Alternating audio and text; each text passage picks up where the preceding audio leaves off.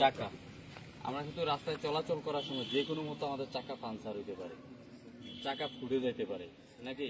তাহলে আমাদেরকে অবশ্যই চাকা চেঞ্জ করতে হবে। কিন্তু সবাইকে একটা জিনিস খেয়াল রাখতে হবে, সেটা হলো কি, যে কোনো সময় যে কোনো মুহূর্তে আমরা যখন গাড়িটা যে কোনো জায়গায় পার্কিংয়ে বা যে কোনো জায়গায় হইতেই পারে, যে কোনো জায়গায় কি চাকাটা লিক হয়ে যেতে পারে অথবা ফুটে যেতে পারে, ফেটে যেতে পারে।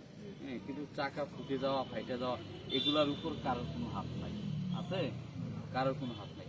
সবসময় একটা জিনিস খেয়াল রাখতে হইব যে আমরা যেই চাকাটা খুলবো, যে চাকাটা খুলবো ওই চাকায় আমরা জাম দিব না।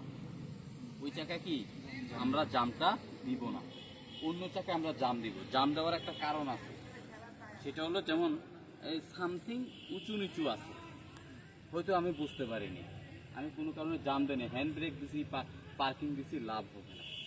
ওই যখন আমি যখন জগটা